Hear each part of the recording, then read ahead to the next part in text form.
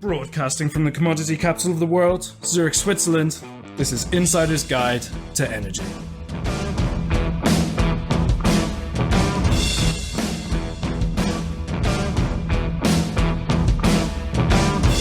This edition to Insider's Guide to Energy is brought to you by Fragility.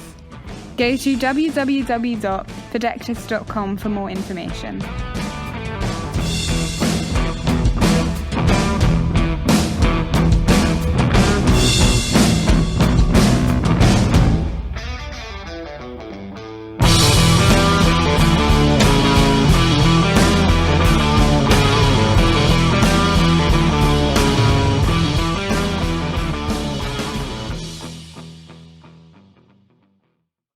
Welcome to Insider's Guide to Energy. I'm your host, Chris Sass, and this week I am super excited to have with us the author of Shorting the Grid, Meredith Angwin. Meredith, welcome to the program. Very happy to be here, Chris. Thank you. Well, Meredith, it has been such a joy. I've been looking forward to this interview for weeks now. I read Shorting the Grid, and it really transformed the way I think of things. So I've been in the energy business a number of years. I've been in this podcast business coming up on 3 years, and I spend most of my time talking to new and emerging technologies, renewable, energy transformation. And what you learn along the way is you become more and more pragmatic. You start with kind of a wide-eyed, we're going to save the world, we're going to do everything. And then when you realize it's a gray field, there's nothing green field, and it becomes hard to get this transition in place, and it's never as easy as it seems. But I always get overly optimistic because I talk to folks, I talk to battery storage companies and grid scale storage, all these things. And when I read your book, what it did is it helped me step back and say, okay, well, where are we today? What policies are in place, especially in the US power grids? Because I think that's really, your example really covers the ISOs and the lack of transparency where it is today. And then what are the consequences of the policies we think we're voting for, or perhaps our representatives are voting for? What are the consequences of that? And will we get to the place we want to be? And so what really excites me about today's conversation is to kind of go into that a little bit and share with the audience some of the thinking. So when they hear a policy that says, hey, everybody's going to put solar in, everybody's going to put wind in, and we're going to give some sort of incentives or some sort of tax advantages, this and that, what could that mean to the grid and the stability of the grid? Those are topics I hope we get through in our interview today. So maybe it makes sense to start, though, is how did you come about writing a book about energy? Well, I've been in energy all my life. I got a degree in physical chemistry, actually geochemistry, and I began working in geothermal energy to some extent, and also, but I wanted to work in geothermal energy, but the first job I got was in fossil energy, of course. There's not that many jobs in geothermal, and I was doing pollution control for gas-fired plants, NOx control. And then I went on to geothermal, and then in geothermal I began working with nuclear people, and I hadn't really paid any attention to nuclear because I was all about, I was going to be renewables, and I began to see the virtues of nuclear, and when they asked me to join their group, I did. So there I was in nuclear energy. I had my own consulting company for about 10 years doing corrosion and pollution control consulting, chemistry, materials, not the grid, materials. And then when I came out here, I began writing a blog in favor of my local nuclear plant, Vermont Yankee, and someone who read the blog said, hey, you should join the consumer liaison group for the grid operator for ISO New England, because you write about the grid every now and again. And I did. In my blog, something would come up about the power plant, and I would just say, okay, I'm gonna write about this, something about the grid and the power plant interaction. I'd write about it in the blog. And so I didn't have a great overall view, but I'd research a little topic, write a blog post, and so forth. So then I joined the consumer liaison group, and then I thought, oh my gosh, who knew this stuff was going on? And I began to try and explain it to people who had been following my blog, and it just got to be so thick. I mean, it is so complicated and so non-intuitive, and I thought, this is not going to work. I'm not going to be able to sit here and in a 15-minute discussion describe auctions, capacity factors, capacity value. People are just going to go, can you go away? So I decided that I needed to put it down somewhere because I couldn't find a book that would explain it to me. I could not. And so I ended up writing. And the other thing is this, I began working with the grid operator, began seeing the decisions being made. I realized the decisions were not leading to a reliable grid, and I was getting really discouraged about some of the things that happened one winter, which I describe extensively in my book, where the Northeast came very close to having rolling blackouts in very cold weather, and I was watching that in real time. And anyway, so then I decided, well, nobody's going to want to listen to me for 5 hours about this, so I better put it in a book where they can look it up. Well, I'm glad you did the book. Shorting the Grid was a great read. I found it page turner. I really enjoyed. I got tuned in, and you talked about all these kind of esoteric subjects, but you do it in a way that simplifies it and makes it really engaging. So I appreciate. Thank you for doing that. Thank you. It was really a pleasure to read. And you've touched on a couple topics in your kind of your introduction. You talked about perhaps rolling blackouts and an unstable grid. What do you mean by resulting in a stable grid? So we always hear the U.S. grid is fragile. That's the terminology I think I hear the most when we talk about it, and we talk about moving to renewables and sustainable energy. What's your take on that? Are we a fragile grid, or where are we at on the grid?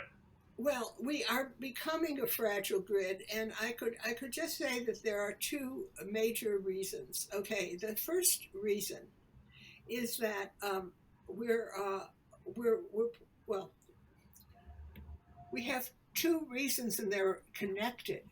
We have a lot of renewables on the grid, and the renewables go on and off when they want to, not when we want them to.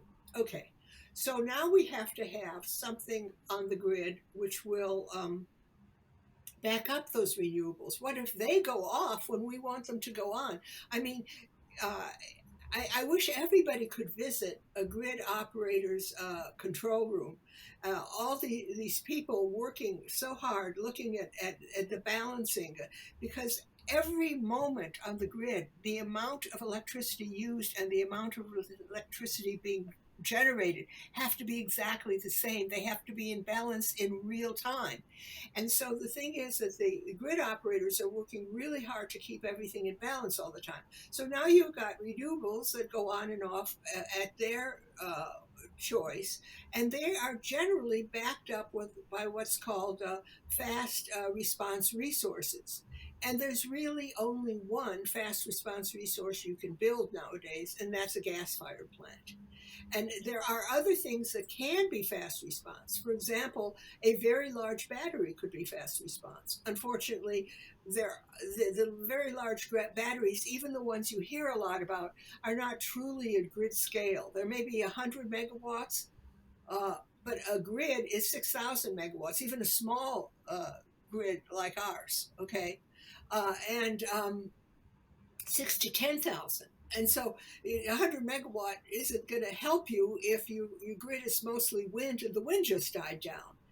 And then the other thing is that you can have hydro, but nobody's building hydro. So the only fast response resource available is a gas-fired plant. So you say, so what's wrong? Gas is cleaner than coal. It's not as disruptive to the ecosystem as hydro. Yeah, we want to get rid of it someday because of global warming, but in the meantime, it's working great. Well, it isn't, because gas is delivered through pipelines. And even if you are right on top of a huge gas reservoir, if the pipeline won't deliver it to the power plant, you don't have gas. Gas is just-in-time delivery. Unlike nuclear and coal, which are very different, but they have one thing in common. They store the fuel on site. And to a certain extent, a hydro plant with the pond behind it is storing fuel on site. In that case, the fuel is water. But gas plants do not store fuel on site. Gas plants want just-in-time delivery, and sometimes that delivery doesn't happen. Now, in New England, where we're pretty well set up for winter because we have to be, it doesn't happen, didn't have a whole lot to do with problems per se on the gas lines, but it had to do with the fact that in a very cold weather, homes are using a lot of gas for heating, and they have priority. So all of a sudden, the power plants couldn't get enough gas, and they were dropping out. And in Texas, where it isn't as well set up for winter, gas pipelines didn't supply the gas-fired plants because they had cold problems.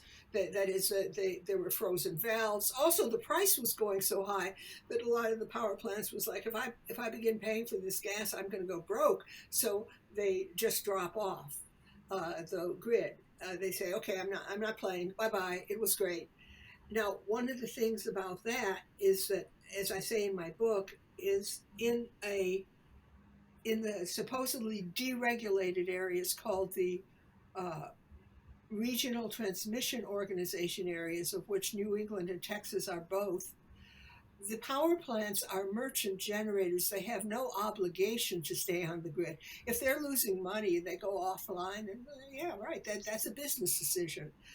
In more traditionally regulated areas, a power plant has an obligation is part of a bigger system with an obligation to serve the customers, and you see why I wrote a book, because I just it ends up being so complicated. What it boils down to is you can't have renewables that go on and off when they want to, and back them up with gas which may not be available in a crunch, and have a stable grid. It just doesn't work that way. All right, so I do agree that it's a complex thing to try to cover in a podcast, right? So I'm sorry. no, it's fantastic. I think what I took away from what you've talked about so far was, at least in the U.S. system, the way it works is the individual home would get priority for the gas, and when you need it and when it's going to spike up is when the demand is the most, and that's the same time that the power plants are going to want to spike up as well. Let's say in a cold spell or something like this, and that can be problematic. I also recall that you talked a bit about trying to encourage companies to keep fuel on site, and this was as another solution. And you said, look, coal, perhaps oil or some other fuel could be stored on site, less desirable for the environment, but it would be ready to go and sitting there, not just in time or your reservoir of water. And I think there was some conversation in your books about regulation and kind of bidding into the auctions and how that implemented people's desire to do that, or the profitability of doing that. Maybe that makes sense, because that was kind of eye-opening for me as well, understanding how that kind of took place. Yes, I agree. Well, the thing is, the auctions are they go a certain way. If one power plant bids in at say $10, another power plant bids in at $20, and another power plant bids in at $30, and they need all three of them, they choose all three of them, and then everybody gets paid the $30. Okay, that's called the clearing price. It's the price of the most expensive power plant they need, and they get it.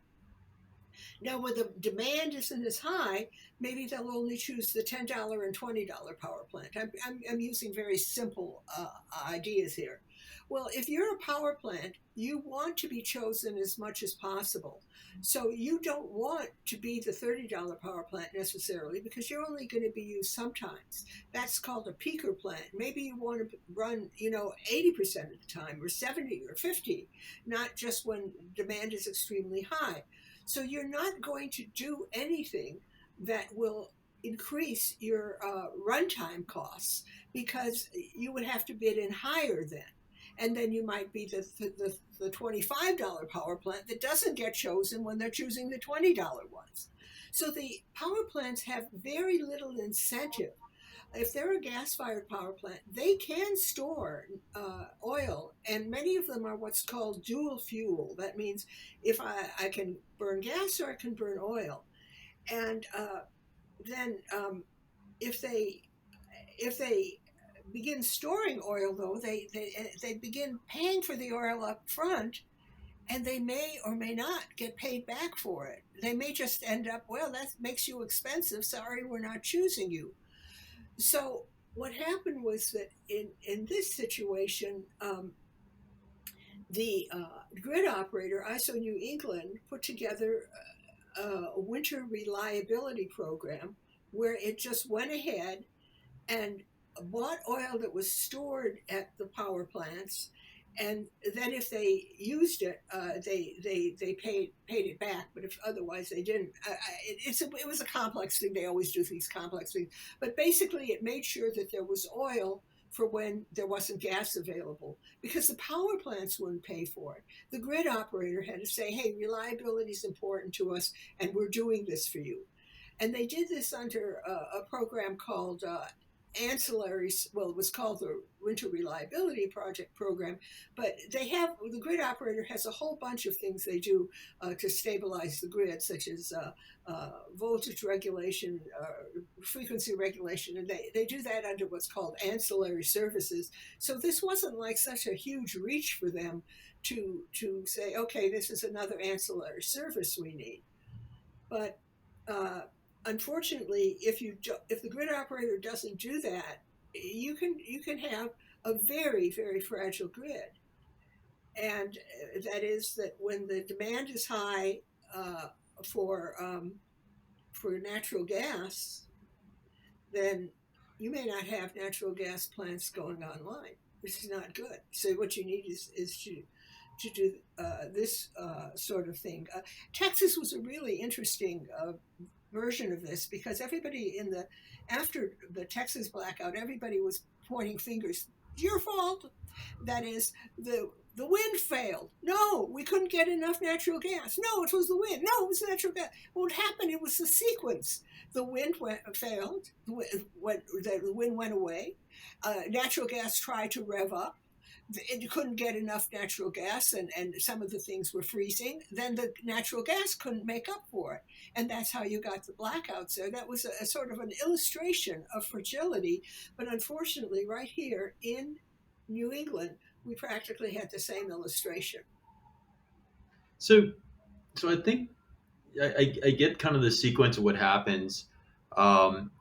Being someone that does want to see energy transition and see renewal, renewable sources of energy, and understanding there's the pragmatic approach where we are. What is the true cost then? And we hear that solar and wind have gotten really cheap. I mean, I think you could probably bid in really inexpensive into these auctions. Oh yeah, they can ask the grid operator to. They can say to the grid operator, "We'll pay you to take our power." I mean, that's really cheap, right? If I were selling apples and I say, "Please buy my apples, I'll give you $1 for every apple you buy," that would be really a good deal for you. But the question is, where's that dollar coming from? So where is that dollar coming from, and what's the consequence? So I have an unfair advantage having read your book, but I think it's worth the conversation.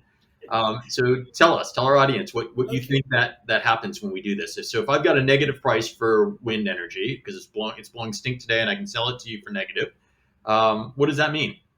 Well, that means that you don't need any money from the grid to run your wind turbine, but you need to be on the grid, because you get two forms of payment that aren't from providing electricity. They're just from the fact you're on the grid. And one of them is there's something called the production tax credit, which means that you get usually around, it varies, but usually around 2 cents per kilowatt hour for being online. That's a tax credit. So if you're a big company and you have to pay taxes, as Warren Buffett said, these are the reason we build wind turbines, because that tax credit comes right off your tax line and goes right to your bottom line. It's better than a profit, because the profit would be taxed. So you get a tax credit, and you can also sell something called a renewable energy credit, and that means that you've made a kilowatt hour of renewable energy. You've got 2 cents from Uncle Sam as a tax credit. Now you can get 4 or 5 cents, or maybe less, maybe more, for selling that credit to somebody who needs it. Now, who's somebody who needs it? It's somebody who is, like, for example, a distribution utility in a state that says you must buy 25% of your power from renewables. Well, they can't just change everything over that way. I mean, they've got power plants and stuff. What they do is they go to a wind turbine place and say, or actually they go to an exchange where they can buy it and say, hey, I need to buy some of your credits because I'm going to show those credits to my regulators. And then I'll satisfy the 25% renewables because I'll have bought so many of your wind turbine credits. Well, as you can see, the wind turbine doesn't need any money from the grid. It's now getting 6 cents when grids are usually running at 6 cents or something, and or 2 cents or 8 cents. Or it, it's people say, oh, they're the cheapest thing on the grid, but they wouldn't be the cheapest thing on the grid if they actually had to support themselves by payments for their electricity, but they don't. And meanwhile, all these plants, the traditional plants that generally support themselves by being paid for their electricity, they have they're quote too expensive for the grid. No, they're not. They're just trying. They're just not. They're just not getting extra money. They're trying to sell their kilowatt hours to make a living. And as I have a chapter in my book that selling kilowatt hours is a bad deal for a power plant. You got to look for other sources of income. Right. So I guess then what's the consequence? So you now have wind. Although I did have an interview last week with someone that does behind the meter wind, and they said that they aren't really taking advantage of their customers. At least the RECs weren't important to the large enterprises. The market they were in, they didn't even go used most of the time. And they thought it was still a cheaper cost. But I guess what does that mean for the average homeowner's power bill or whatever when you have all this going on? So if large industry and all these corporations are putting wind and solar up, how does that help me? Does that mean my bill goes down? Does my bill go up? How does that? Your bill goes up because you see, and you aren't even able to see how your bill goes up because the thing is that depending on where you are, sometimes you have a section of the bill which is basically what we paid for energy, and then there's another section of the bill like sort of like everything else, okay? And the thing is that the RECs go into that everything else section, okay? So your bill is going up, but the energy portion of your bill might actually be going down because they're buying from wind turbines or whatever, but the overall bill is going up, and it's sort of hidden. As a matter of fact, everything is hidden. To be blunt, it is very discouraging. There are sunshine laws for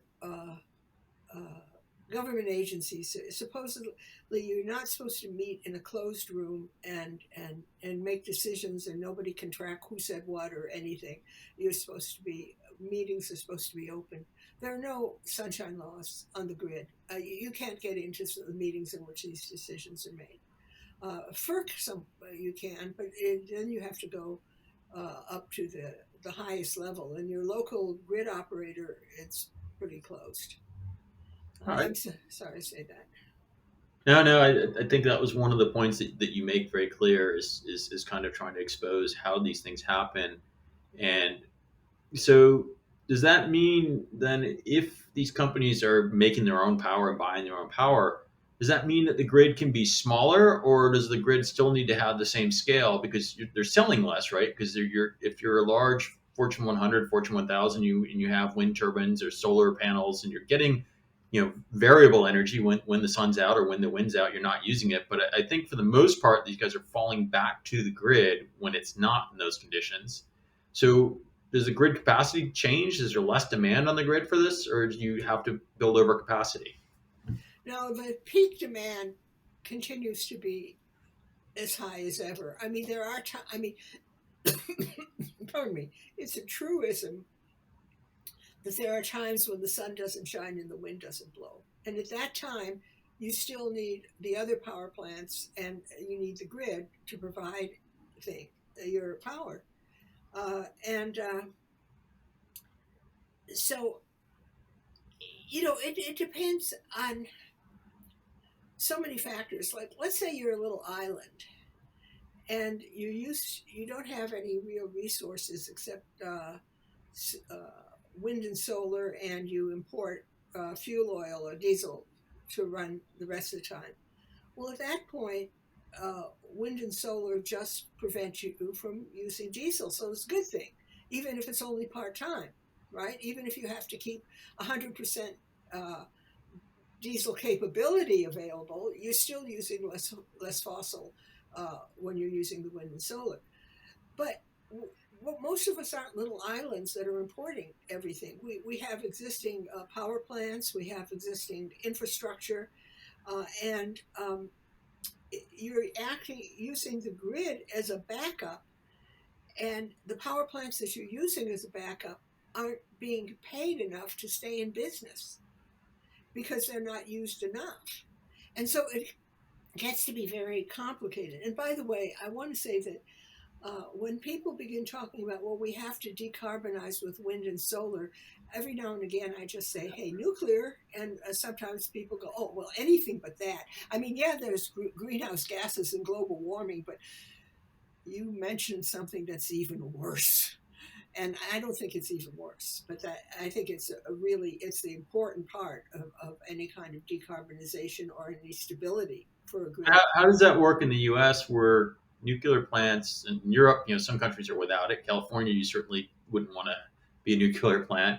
But I mean, I think there's certain countries like France that has, fairly strong nuclear capabilities right now, or Switzerland still has a fair amount.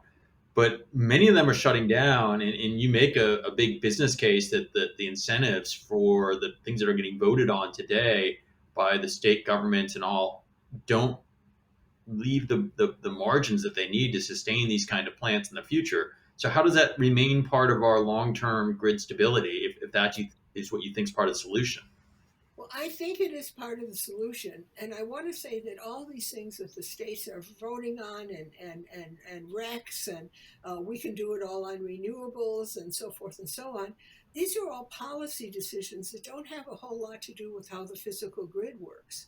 I mean, and so, you can reverse a policy decision by signing a piece of paper. The right people have to sign. What I mean is that if you close down a nuclear plant, and many have been closed down, it is certainly going to be replaced by fossil fuels. It is going to be replaced by. You say, oh, but we're building renewables. You close down that nuclear plant, and your percentage fossil fuel will go up because the renewables won't be there all the time that the nuclear plant was. But what about grid scale storage? So, I mean, so many guests on this podcast, so much money is going into grid storage that sooner or later that has to be cracked, right? So there's so many promising technologies, right? You mentioned hydro, which has been around forever, pumped hydro or whatever. I mean, and there's other base loads like closed loop geothermal we've talked to, which is interesting. It's just costly. But there are some base load technologies that are renewable. But then there are also things like iron flow batteries and lithium ion battery tech and all that. So do you not think that it will that over time, over the next 5 years, 3 years, 10 years, that we'll crack that code? I think it's always going to be uncomfortably expensive to do that. And let me give you my ideas on that. Let's say you have an ordinary grid, okay, just a regular old grid with different kinds of power plants on it, maybe some renewables, but mostly regular power plants. You keep enough power plants on the grid for 20% more than you expect the highest demand to be. That way, if there's a power plant offline or there's some kind of interruption on a transmission to some power plant, you still can satisfy the highest demand. And that has worked well for tens of years. Okay. Now let's say we're going to go to a grid, and let's imagine we have storage and it's grid level and so forth. Now, I don't think they're going to be building a lot of pump storage. So when I say storage, I'm going to say some type of battery, okay? Because I can't imagine anybody in this country saying, oh yeah, why don't you just take a section of that mountain down and make a reservoir there and then put a bunch of turbines at the base by the river and up in the mountain, yeah, it'll work. It will work, absolutely. But I don't think they're going to build a bunch of them. So here we have, for example, a set of wind turbines, for example, and let's say they can make 100% of the power needed by the grid, and they're ready. They're ready, and the wind is blowing, and they're doing great. Well, fine. So who is charging up that battery? You need another wind turbine when the wind is blowing great to charge the battery for when the wind isn't blowing great, and then you need a battery. So where before you needed 1.2 times the amount of megawatts that are used by the grid at full tilt, now you need 3 times the wind turbine that's making power for the grid, the wind turbine that's making power for the battery, and the battery. Okay. So I don't mean to be discouraging, but I mean, you just count. It's just a matter of counting. So what's your vision? So assuming that you wanted to have heavily renewable, assuming you wanted to reduce emissions, what's the vision for the future? So how do we have a stable grid? And I want my cake and I want to eat it too, right? So, I mean, I know you mentioned nuclear and saying that they're getting shut down. I do also know that with the current war in Russia and things like that, that there was even a lobby in the U.S. to keep getting uranium from Russia to keep the nuclear plants cheap fuel supply, right? So I think that was one thing they didn't want to sanction. So what's the panacea? What's the plan that we do that gets us to a stable grid with policy and an environmentally friendly grid? 3 years, 5 years, 10 years out. Well, first of all, we have a lot of uranium in the U.S. and in especially in Canada. The reason we import from Russia is we don't have uranium. It's expensive, more expensive here to mine it, and also we don't have facilities to turn the raw uranium into fuel pellets, and we buy the fuel pellets from Russia. So at any rate, I am very clear on what my perfect grid would be. My perfect grid would be a lot of nuclear plants running base load. And people say, oh, there is no such thing as base load. But no, there is.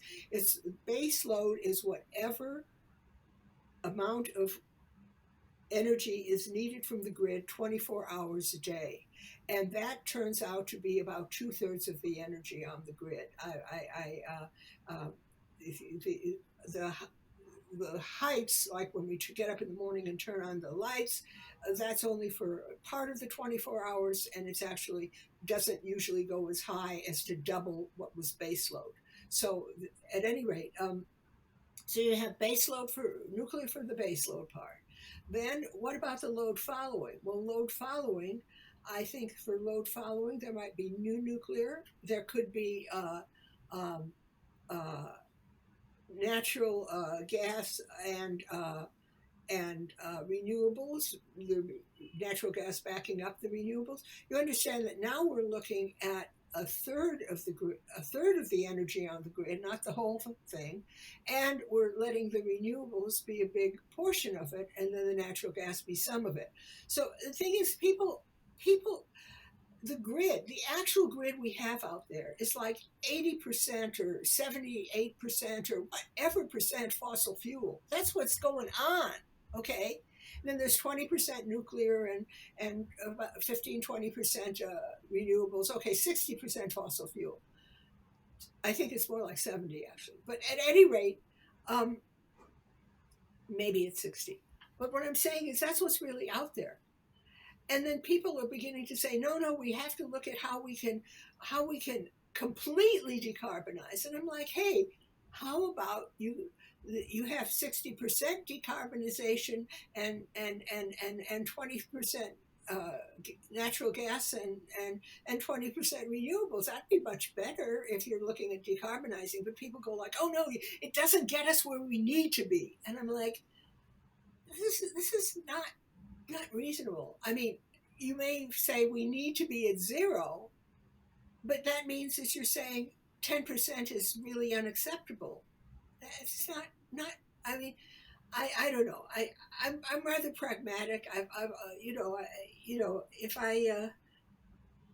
If I wanted to buy a new car, I wouldn't say, well, I need this car to be top of the line. I would buy the car that fit what I could buy, you know. And similarly, I even if people are very concerned with global warming, which I don't think they are, or they would be pro-nuclear. But at any rate, wouldn't it be lovely if we could electrify everything with mostly nuclear?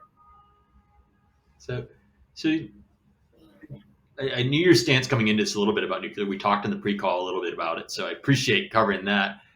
When you talk about buying a new car, you triggered something else in my mind. And I don't know that all our audience, we have a global audience, about half from Europe, half from North America, understands maybe the grid structure in North America. So we talk about this ISO thing, and then we get this regional ISO type thing, our regional providers. And one thing that was kind of interesting that I didn't understand is how one state's policy might get paid for by another state in this regional model. Is that something we could kind of concisely explain to the audience? And because I thought that was interesting. So you're in a small state, and I'm in a neighboring state, and we are on a regional grid, for lack of a better, a regional distribution network, and we decide to do something in our policy. Who bears the cost of these things? I thought that was kind of interesting. So, well, that was a whole section I had in the book called FERC 1000 Flies Under the Radar. And basically, it isn't even about the regional transmission organization. It used to be in terms of transmission, and used to be is like up to like 10 years ago or 5 years ago, is the goal in transmission was the people who take advantage of it pay for it. So, for example, many transmission lines were what was called socialized. That is, they might run through Vermont, but Vermont doesn't pay 100% of it. Vermont pays whatever percentage of costs are Vermont's portion of the local grid. So Vermont is only 4% of the local grid. Connecticut, Boston, they're all in the grid. They use huge amounts. So if there was a new transmission line that the grid operator says we must have this for reliability, Vermont would pay 4% of the cost, and good old Massachusetts would pay probably 50% or maybe 40% in Connecticut. Anyway, what I'm saying is that it would be paid for in percentage of how much you use it. Now, with the recent FERC 1000, the idea is that you would socialize costs, that is, spread them over a bigger area, if the costs were necessary for state policies, which means that I could have a state policy that I need to import wind power from wherever I can get it, including Canada, including the Midwest, whatever, and I need transmission lines for it. That's my policy. And according to FERC 1000, that would be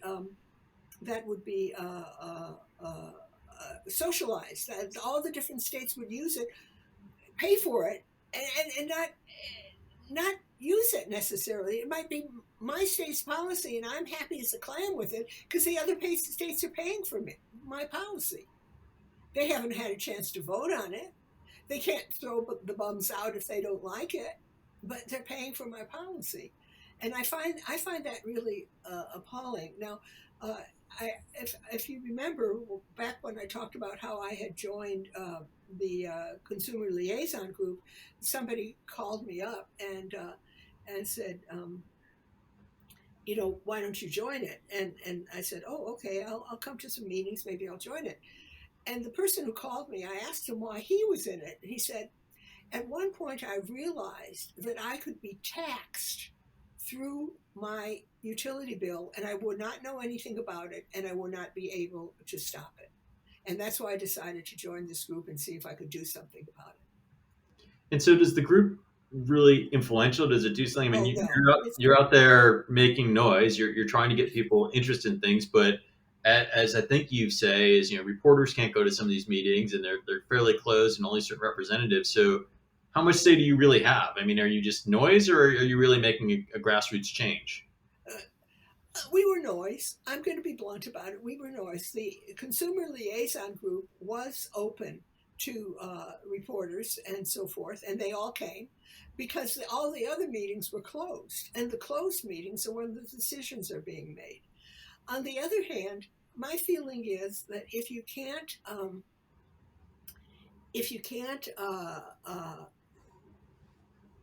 change things, you're never going to be able to change things if people don't even know they're happening. And so I felt that tell people it's happening is worthwhile. But no, the consumer liaison group was just kind of in one way, it was just a talking point, a bunch of people talking. In another way, I don't know if there was any other meeting outside of Washington, D.C., where FERC 1000 was addressed and discussed, and certainly there wasn't another meeting where FERC 1000 was discussed in terms of what would happen in New England. So we did do some things that I considered important. So who do you normally spend your time talking to? Is it energy enthusiasts, energy insiders, or general just people that buy energy at their home? Who's your normal audience? Who likes to read Shorting the Grid? Who likes to hear you speak or read your blog? I'm sorry to say it's mostly energy enthusiasts, but I think I'm breaking out of that mode. I've been on more general podcasts. I've been on podcasts for investors, and I think I'm beginning to break out of that mode that energy wonks like me. I love energy wonks, but I'm saying that I don't want it to be 100% energy wonks, and that's one of the reasons that I wrote Shorting the Grid in an approachable style. I mean, there are very complex books out there, mostly written for lawyers about all this stuff, but nobody reads them and nobody knows what's going on. And I give little courses at my local community ecology thing, and I give talks, but I wish more people were more interested in it. I think Texas was a wake-up call for a lot of people. Everything sort of changed after Texas, I think. But I think in the U.S., right, as you say correctly, assuming there's gas plants, the U.S. has plenty of gas for years to come. There's reserves for gas. And so, from energy security point of view, I think the U.S. is in a reasonably good place. From the planet point of view, maybe less so if you're trying to decarbonize. But from an energy security and low-cost energy, isn't the U.S. in a good place? Oh, yeah, it is. It is. The thing is, though, that different areas in the U.S. are in terrible places because, for example, New York won't let new gas pipelines be built. So there you go. When they retire a coal plant, then they can't even get a gas plant. Well, they can build a gas plant, but it may or may not be able to get gas to run. That's one of the things I found really annoying when I was looking at some of the government projections like is this grid okay for the winter? And they'd say, oh yeah, it has lots of plants. However, some of the plants may not be able to get fuel, but we're not looking into that right now. It's very discouraging. And what about upgrades to the grid? So one of the recent things I've heard quite a bit from folks that are doing renewable is that the legacy grid still runs very slowly. So decisions to start and stop power and kind of use maybe fiber optic networks to control and the speed is not there. And so maybe that's smart grid, maybe that's, I don't know what they're alluding to where they go, but it seems like the command and control is still antiquated. Have you seen that as part of your conversations around the grid as well? Not really, because when you get right down to it, this starting and stopping quickly is because of the rather spiky nature of many of the renewables. The clouds go across the sun very quickly, while on the other hand, if I want to start up a gas plant or shut it down, it takes a few minutes. So all this, we got to get it much faster. We got to get much faster. the people who want to be a highly renewable grid want everything to be flexible, but engineering is different from that. Engineering, flexibility and reliability don't actually necessarily come in the same package. So, for example, if you have a sports car, it's really flexible. Boom, really accelerates. It may even be reliable.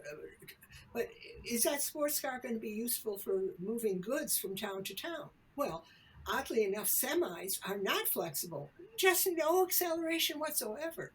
But they are steady, and that's what you need for a grid. You need steady as well as flexible. And a lot of people who want the new smart grid want 100% flexible, and not acknowledging how electricity is actually used in this country.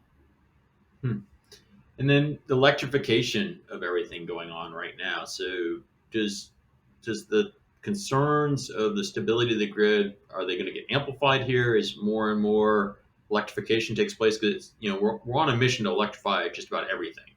Well, yeah, it's going to make it harder. And I mean, I was at a meeting the other day where the CEO of our local grid, ISO New England, was saying, if everybody had a charging in their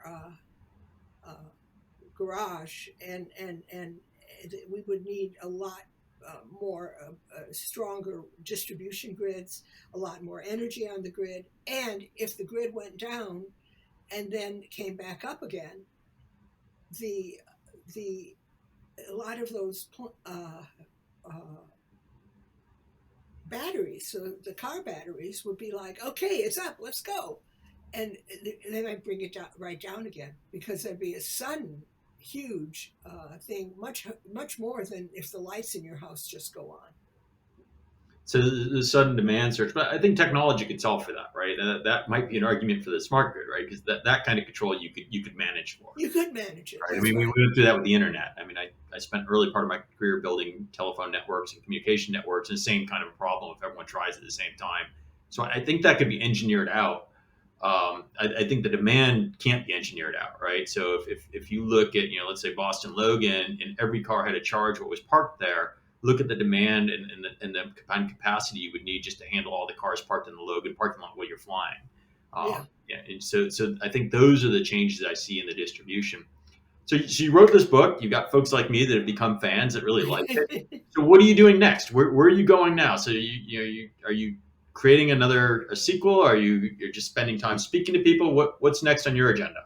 Well, what I'm doing now is I'm sort of filling in things in my mind that I was afraid that if I began following those threads, the grid would be the shorting the grid would be a 1,000-page book that I'd never finish. So I'm following some threads, for example, about the history of auctions, and I'm also following some threads about the history of fracking. I mean, there's just a lot of things that I'm interested in that I'm following threads on right now, and they probably will turn into another book.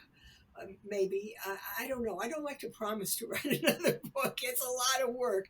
I called this the book that ate Meredith, because I kept saying, well, I'm sorry, I really can't do that. This book is just keeping me going all the time. I mean, I did go to movies or whatever, but it was just an immense effort at the time, just immense. What's the shelf life of this book? So to me, it's still pretty relevant. To me, I read your book and suddenly started, on Utility Drive and other places I see articles. I'm like, oh, okay, that added perspective to this or that. Is there a shelf life where the value of this, 3 years from now, are people still reading it and getting the same kind of value out of it, or has it become historical pretty soon? No, it's still relevant.